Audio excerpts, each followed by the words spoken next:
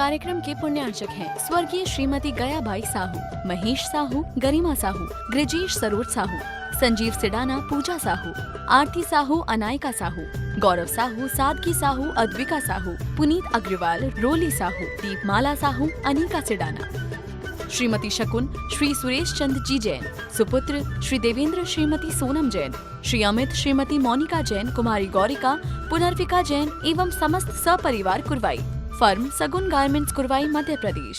कि एक सच्चा श्रावक अपने जीवन में अपने जीवन की दिनचर्या को कैसे करना चाहिए, इन सारे बिंदुओं पर हम सभी ने विचार किया है। आज उसी क्रम में अंतिम क्रम में दान के बारे में कहा जा रहा है। सबसे पहले हमें ये सोचना है, समझना है, दानम पूजा देव पूजा गृह उपास्ति स्वाध्याय संयम तपः। देव पूजा गृह उपास्ति स्वाध्याय संयम तपः।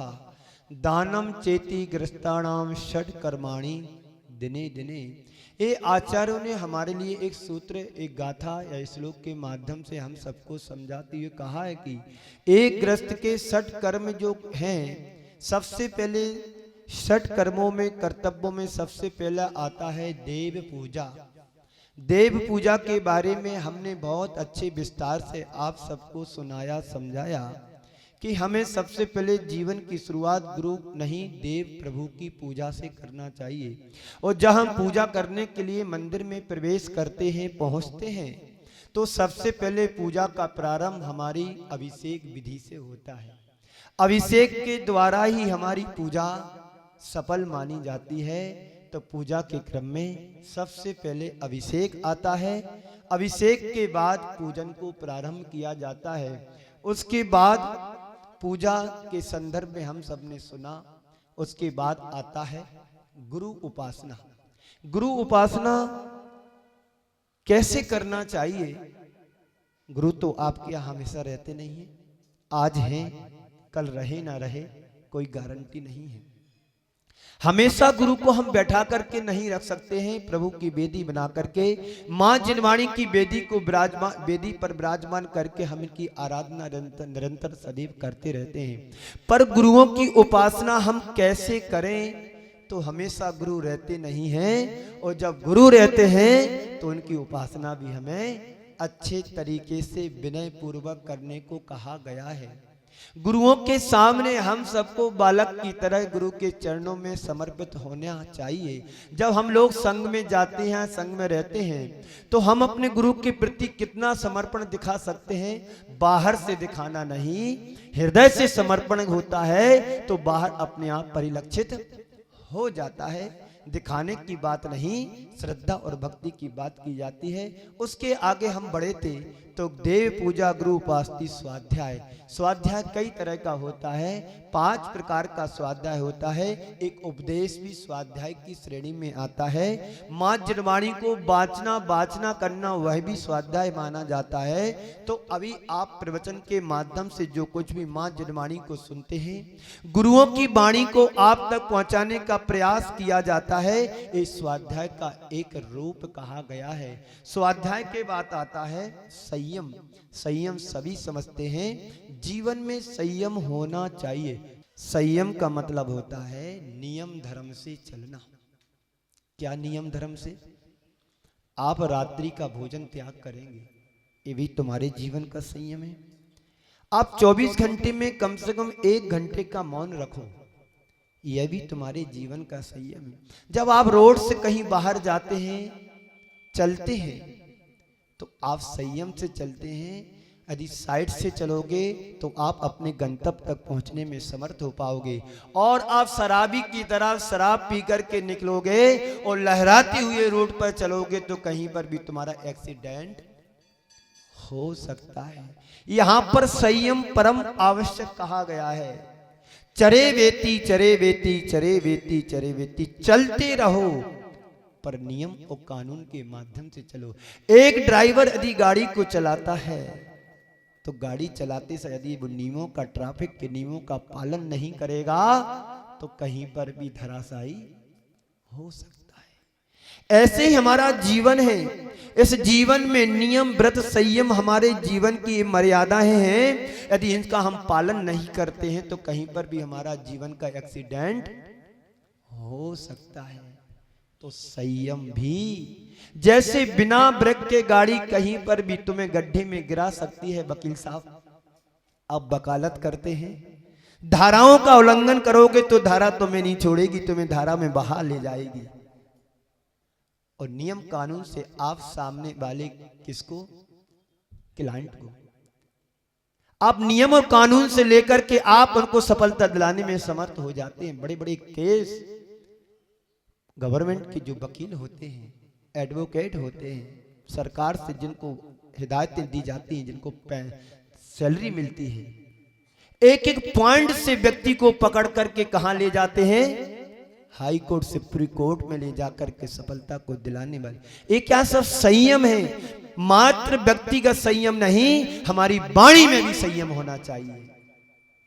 व्यक्ति जीवन में संयम लाए पर वचनों में संयम ना होगा तो बड़ा खतरनाक हो जाता है। वाणी बीणा बने, वाणी बीणा बने, बाण नहीं। वाणी बीणा बने, बाण नहीं, क्योंकि बाण का घाव बड़ा नुकीला होता है। बाण का घाव चुभ जाता है, समय पाकर के घाव भर जाता है। पर वाणी का घाव यदि एक बार चुभ गया तो जिंदगी भर तुम्हें चुभता है। और यह भाव में तो चुभेगा ही चुभेगा। और तुमने बैर कसाय विरोध की गांठ को बांध करके रख लिया तो तुम्हें भाव भवांतर तक एक घाव भरा रहेगा, हरा का हरा बनेगा। एक दिन मैंने कहानी सुनाई थी, वो शेर वाली, अभी नहीं सुनाऊंगा, प्रसंग नहीं है। मेरा प्रतिपाद कुछ और है। मेरा प्रसंग अभी 60 आवश्यकों पर चल रहा है, श्रावक के कर्तव्यों का। श्रावक के कर्तव्यों को धर्म कहा गया है। श्रावक का उनको पालन प्रतिदिन करना है। तो स्वाध्याय संयम हो गया। तप की चर्चा करते हुए भी कहा गया था, तप्यते इति तपा, जो तपा जाए वो तप है। जैसे एक मिट्टी का कलश अभी अपक्व अवस्था में है, कुमार ने बनाकर के सुखाया, अभी उस पर पानी धारण करने की क्षमता नहीं है। पानी उसमें डालोगे तो मिट्टी वो बन जाएगी, घड़ा फूट जाएगा, गल जाएगा। लेकिन उसी घड़े को जब हम अबे की आंच में तपा करके उसको हम तैयार करते हैं तो वही घड़ा जो पानी बहा करके मिट्टी को ले जाया करती थी, उसी घड़े में पानी को पचाने और धारण करने की क्षमता आ जाती है। तो तप के बाद आज अंतिम गृहस्थों के 60 कर्तव्यों के आखिरी चरण की चर्चा आज मैं आपके सामने यहाँ चंदा प्रभु जिनालय में, जो यहाँ के श्रेष्ठी श्रावक गण कमेटी समाज के सभी लोग मुझे लेकर के आए और यहाँ पर आज की ये श्रृंखला आपके सामने अंतिम कर्तव्य की प्रारंभ करने जा रहा हूं कि वह दान क्या है। वह दान है। मैं अपनी बात को एक रूपक से प्रारंभ करने जा रहा हूं। एक बार धरती ने वृक्ष से कहा कि मैं तुम्हें अपना रस देती हूं, मैं बादलों से पानी खींच करके लाती हूं, सोखती हूं और मैं तुम्हें उस पानी को तुम्हारी जड़ों को देती हूं। लेकिन तुम अपने सारे पत्ते, फूल, फल और छाया सबको लुटा देते हो। मैं तुम्हें रस देती हूं और तुम सारे पत्ते, फूल, फल आदि छाया दूसरों को लुटाते हो। ये तुम्हारा लुटाना ठीक नहीं है और तुम इसे लुटाना बंद करो, तुम देना बंद करो, नहीं तो मैं तुम्हें रस देना बंद कर दूंगी। वृक्ष ने कहा धरती से, मां मेरा जीवन ही औरों को देने के लिए हुआ है, मेरा जन्म ही औरों को देने के लिए हुआ है। पुनः धरती ने मां ने कहा, देखो अभी भी तुम चेत जाओ समझ जाओ, धरती मां के बार बार कहने पर वृक्ष ने धरती मां की बात को स्वीकार नहीं किया और बराबर वृक्ष अपने पत्ते, फूल, फल आदि छाया सभी को देता रहा। जब बार बार धरती के कहने से वृक्ष नहीं माना तो धरती मां ने उसको रस देना बंद कर दिया। जब धरती मां ने उसको पानी देना, रस देना बंद कर दिया तो धीरे धीरे पेड़ के पत्ते पीले पड़ने लगे और पीले पत्ते पड़कर के एक बार झड़ गए। जो कल तक शोभाशाली वृक्ष अपने पत्ते, फल, फूलों से लदा हुआ था और जिसकी छाया में राहगीर अपनी छाया को पाते थे, आनंद से जीवन जीते थे, अब वह वृक्ष छाया विहीन हो गया। इतना ही नहीं, एक ठूठ के रूप में परिवर्तित हो गया। पुनः धरती मां ने कहा कि देखो वृक्ष, अभी भी तुम मेरी बात को मान जाओ, अपने रूप को देखो। तो वृक्ष ने मालूम क्या कहा कि देखो धरती मां, मैं चाहता हूं मेरी ये सूखी लकड़ियां भी किसी के जीवन में काम आए, लेकिन मैं अपने अंतिम क्षण तक मैं कभी मना नहीं करूंगा किसी को। इस वाक्य को सुनकर के धरती मां अंदर से द्रवीभूत हो गई। अंदर से धरती मां प्रसन्न हो गई उस वृक्ष की इस बात को सुनकर के। संत कहते हैं जो देता है वह पाता है, जो देता है वह पाता है और जो पाता है वह देता है। हमने अपने जीवन में पाया है, मुझे जो प्रकृति से प्राप्त हुआ है मुझे देने में कभी कमी नहीं रखना है। आपने धन कमाया, बड़ी मेहनत से कमाया, रात दिन पसीना बहा करके इस मंदिर का निर्माण कराया, रात दिन मेहनत करके पैसे कमा करके आपने दान के रूप में दिया, तो आपके सामने एक चंदा प्रोजनालय सामने है। संत कहते हैं तुम कमाओ,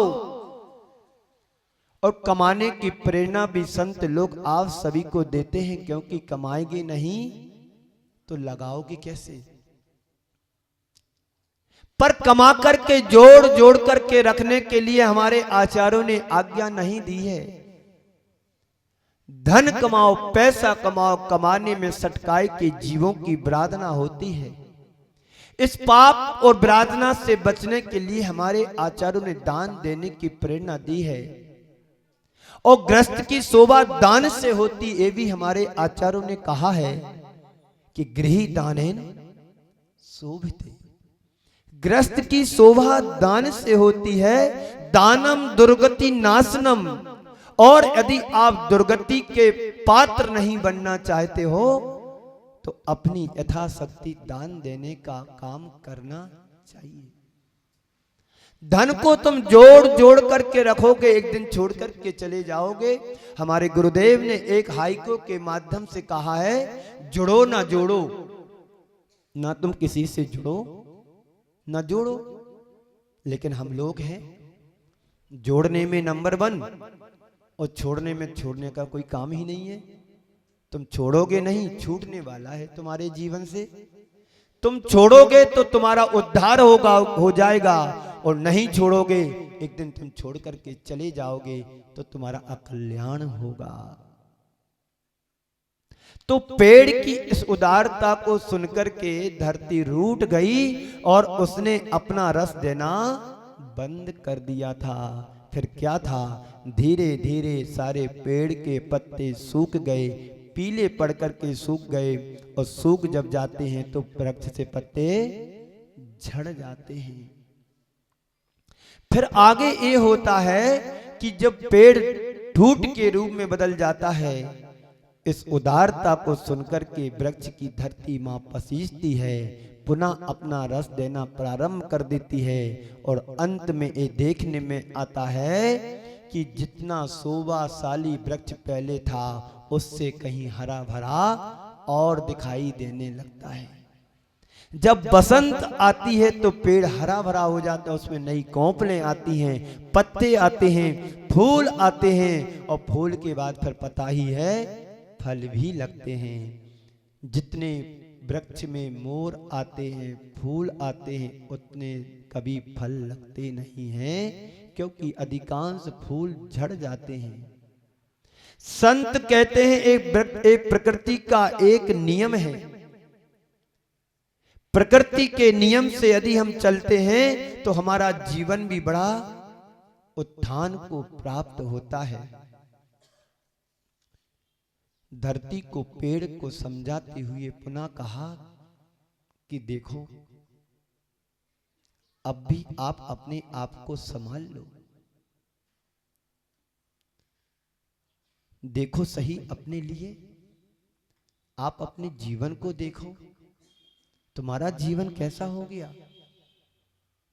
तुम कल तक जो हरे भरे दिखाई दे रहे थे, आज तुम अपनी हालत को देखो। व्यक्ति जोड़ता है। आपको पता है, गंज बासोदा की एक घटना है।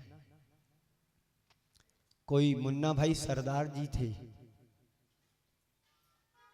मैंने तो मुनि श्री प्रमाण सागर जी के मुख से कई बार इस उदाहरण को सुना है कि मुन्ना भाई एक सरदार जी थे, उनके पास अपार धन दौलत थी।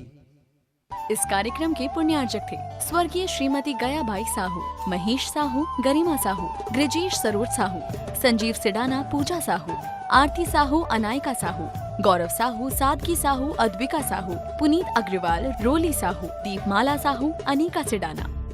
श्रीमती शकुन श्री सुरेश चंद जी जैन, सुपुत्र श्री देवेंद्र श्रीमती सोनम जैन, श्री अमित श्रीमती मोनिका जैन, कुमारी गौरिका, पुनर्विका जैन एवं समस्त सपरिवार कुरवाई। फर्म सगुन गारमेंट्स कुरवाई, मध्य प्रदेश।